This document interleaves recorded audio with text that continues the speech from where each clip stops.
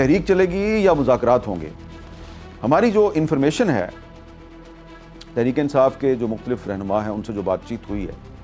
Information یہی ہے کہ تحریک انصاف جو ہے وہ اب حکومت کے ساتھ مذاکرات میں بالکل سنجیدہ نہیں ہے، اور جو وزیر اعظم کی طرف سے بھی جو مذاکرات کی دعوت دی گئی ہے، تحریک انصاف کا خیال ہے کہ یہ ہمیں تحریک چلانے سے روکنے کی ایک کوشش ہے۔ اب فرض کریں کہ مذاکرات نہیں ہوتے تو کیا ہوگا؟ 8 فروری سے پہلے حکومت جو ہے وہ کیا کچھ کر سکتی ہے؟ حکومت کے پاس بہت سے آپشنز ہیں۔ ایک تو حکومت جو ہے وہ بڑی تیزی کے ساتھ یہ کوشش کر رہی ہے کہ جو سہیل آفریدی صاحب کے خلاف پہلے سے بہت سے مقدمات قائم ہیں، تو ان مقدمات کی روشنی میں ان کو کسی عدالت سے سزا دلوائی جائے اور ان کو نااہل کر دیا جائے۔ تو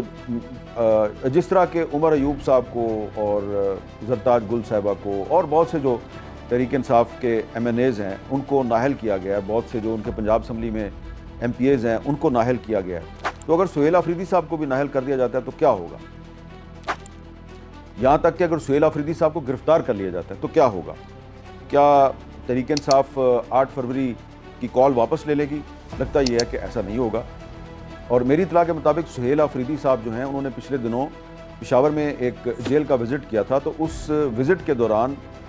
بعض جو اسلام آباد کے جو ارباب اختیار ہیں وہ یہ دعویٰ کر رہے ہیں کہ اس وزٹ کے دوران انہوں نے کچھ ایسے سزا یافتہ لوگوں سے بھی ملاقات کی جن کا کہ منشیات کی اسمگلنگ وغیرہ سے بھی تعلق ہے، یعنی کہ سہیل آفریدی صاحب کا ڈرگ مافیا کے ساتھ بھی تعلق جوڑنے کی کوشش ہوگی۔ تو ایک تو ان پر پہلے سے بہت سے مقدمات درج ہیں، دوسرا ڈرگ مافیا کے ساتھ بھی ان کا جو ہے تعلق، اس کو ڈسکور کرنے کی نہ صرف کوشش کی جا رہی ہے بلکہ اس ڈسکوری کے بعد ان پر کوئی نیا مقدمہ بھی قائم کیا جا سکتا ہے اور الزام لگا دیا جائے گا کہ جی ان کا تعلق ڈرگ مافیا کے ساتھ ہے۔ تو فرض کریں کہ وہ ڈسکوالیفائی ہو جاتے ہیں اور وہ چیف منسٹر نہیں رہتے خیبر پختونخوا کے، تو مجھے نہیں لگتا کہ ان کی جگہ پہ جو نیا چیف منسٹر آئے گا وہ 8 فروری کی کال کو واپس لے لے گا۔ کچھ وفاقی حکومت کے ذرائع یہ بھی کہتے ہیں جی کہ ہمارے پاس خیبر پختونخوا میں گورنر راج لگانے کا آپشن بھی موجود ہے، تو سہیل آفریدی صاحب اور ان کی جو کابینہ کے ارکان ہیں وہ کہہ رہے ہیں جی 100 بسم اللہ، گورنر راج لگانا ہے آپ لگائیں۔ تو ایسا لگ رہا ہے کہ یہ جو وزیر اعظم کی طرف سے جو مذاکرات کی دعوت دی گئی ہے یہ کافی تاخیر سے دی گئی ہے، اور تحریک انصاف جو ہے وہ اب مذاکرات میں سنجیدہ نظر نہیں آ رہی۔ اگر اسد قیصر صاحب یا کچھ اور لوگ جو ہیں ان کی کوششوں سے محمود خان اچکزئی اور جو تحریک تحفظ آئین کے جو دیگر رہنما ہیں ان کی وفاقی حکومت کے ساتھ انگیجمنٹ شروع بھی ہوتی ہے، تو جو سہیل آفریدی نے اعلان کر دیا کہ ہم نے اب اسٹریٹ موومنٹ چلانی ہے، تو یہ 8 فروری کی کال فی الحال تو واپس ہوتی ہوئی نظر نہیں آ رہی۔ اور میری انفارمیشن کے مطابق جو سہیل آفریدی صاحب ہیں ان کی اسٹریٹجی یہ ہوگی کہ پہلے مرحلے میں وہ اسلام آباد پہ یہ لگار تو نہیں کریں گے، وہ کوشش یہ کریں گے کہ جو خیبر پختونخوا ہے اس کی تمام سڑکیں بند کر دی جائیں، تمام راستے بند کر دیے جائیں، کیونکہ اب اگر خیبر پختونخوا کو آنے جانے والی سڑکیں بھی بند کر دی جائیں اور وہاں سے گزرنے والی سڑکیں بھی بند کر دی جائیں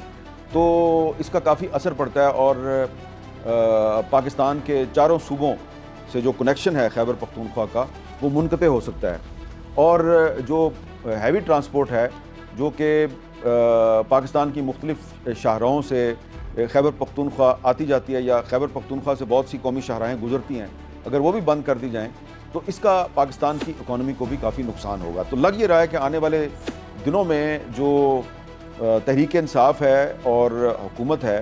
اس کی جو محاذرائی ہے اس سے صوبے اور جو مرکز کے تعلقات ہیں وہ شدید متاثر ہو سکتے ہیں۔ اب اس میں ایک سوال یہ پیدا ہوتا ہے کہ مولانا فضل الرحمان صاحب کا تعلق بھی خیبر پختونخوا سے ہے، تو کیا وہ آنے والے دنوں میں تحریک تحفظ آئین یا تحریک انصاف سے کوئی تعاون کریں گے؟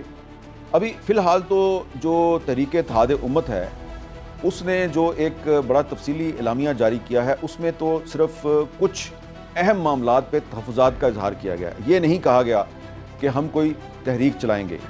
اور بڑے محتاط انداز میں